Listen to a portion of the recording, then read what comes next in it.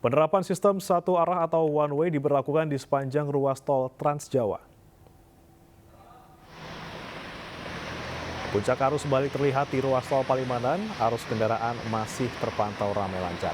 Sistem satu arah masih berlaku di ruas tol Trans Jawa mulai kilometer 414 hingga 47, yang kemudian dilanjutkan dengan sistem lawan arah. Rencananya sistem satu arah akan berlaku hingga pukul 00. Sementara itu, antrian kendaraan mengular dari Gentong menuju arah Limbangan, Garut. Perlambatan terjadi selain dikarenakan melonjaknya volume kendaraan dan penyempitan jalur, ada pula sejumlah kendaraan yang mogok saat menanjak di tanjakan Gentong sehingga memakan bahu jalan.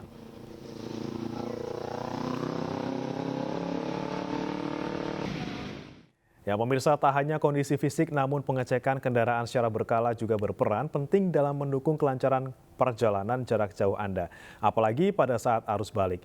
Posko siaga di tempat peristirahatan atau rest area kilometer 229B siap melayani pengendara selama 24 jam dengan berbagai fasilitas lengkap. Dan berikut laporan selengkapnya. Pemirsa, pada saat tim iNews melakukan pemantauan, baik itu pada saat momen arus mudik maupun arus balik, tak jarang ini tim kami menemukan sejumlah pengendara yang mengalami kendala pada kendaraannya.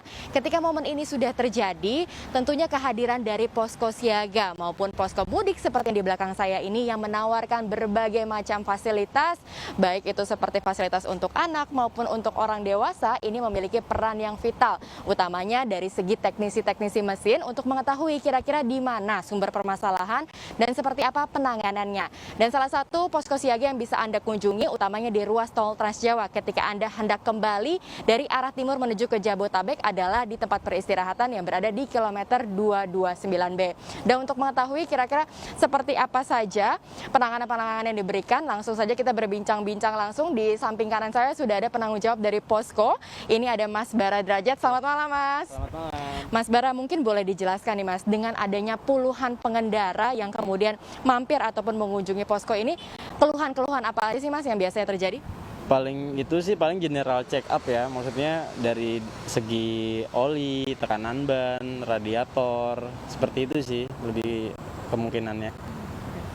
Dari banyaknya puluhan ini, kemudian untuk dari teknisinya nih Mas, dari berapa banyak teknisi kemudian yang standby? Mengingat ini tidak sedikit nih Mas, ketika banyak kami pantau juga cukup banyak nih pengendara-pengendara yang sebenarnya memiliki kendala-kendala ringan. Kita memiliki 3 teknisi dan standby 24 jam. Standby 24 jam, artinya berarti dari timnya Mas Bara sendiri juga memiliki hotline yang bisa dihubungi oleh para pengendara, karena biasanya kan pasti kalau sudah kendalanya terjadi di pinggir jalan ataupun di bahu jalan dan ingin langsung berkomunikasi seperti apa penanganannya, mungkin boleh disampaikan untuk nomor hotline-nya Mas? Dengan nomor 0812 84 53 5941. Baik, terima kasih banyak Mas Bara atas waktu luangnya. Nah, itu dia tadi pemirsa, jangan lupa untuk dicatat hotline-nya dan jangan lupa juga untuk mengingat bahwa posko ini berada di tempat peristirahatan kilometer 229B. Dan sekali lagi saya mau ingatkan kepada para pengendara untuk memastikan kelayakan kendaraan Anda, begitu pula dengan fisik Anda. Karena sesuai dengan Undang-Undang Nomor 22 Tahun 2009 tentang Lalu Lintas dan juga Angkutan Jalan, para pengendara yang sudah melakukan perjalanan jarak jauh selama 4 jam ini diwajibkan untuk istirahat setidaknya selama 30 menit. Dari Cirebon, Jawa Barat, Linda Kautsiki, Tri Julianti, iNews melaporkan. Situasi di Pelabuhan Bakauheni, Lampung belum terjadi antrian padat dari kendaraan yang akan kembali ke Pulau Jawa. Meski demikian, pemudik diimbau untuk memesan tiket online sebelum sampai di pelabuhan. Di Pelabuhan Bakauheni, Lampung, 3 hari setelah Idul Fitri 1443 Hijriah masih terpantau normal atau situasi hijau. Pihak kepolisian Polda Lampung pun mencatat kurang lebih adanya 112.000 kendaraan telah menyeberang dari Pelabuhan Bakauheni menuju Pelabuhan Merak. Meski begitu, memang data yang kami terima dari ASDP Cabang Merak ini mengatakan bahwa yang telah menyeberang dari Pelabuhan Merak menuju Pelabuhan Bakauheni hingga Lebaran hari kedua ini sebanyak 924.000 kendaraan. Artinya masih sekitar 10 atau 11% kendaraan yang telah melakukan arus balik di Pelabuhan Bakauheni menuju Pelabuhan Merak. Dan pihak kepolisian juga menghimbau kepada seluruh pemudik untuk nantinya bisa memesan tiket di aplikasi Verizi, dan pemesanan tiket bisa dilakukan jauh-jauh hari atau bahkan sebelum sampai di Pelabuhan Bakauheni. Karena nantinya apabila melakukan pemesanan saat dekat atau mendekati dari Pelabuhan Bakauheni atau Anda belum memegang tiket, Anda akan diminta putar balik dari pintu loket Pelabuhan Bakauheni.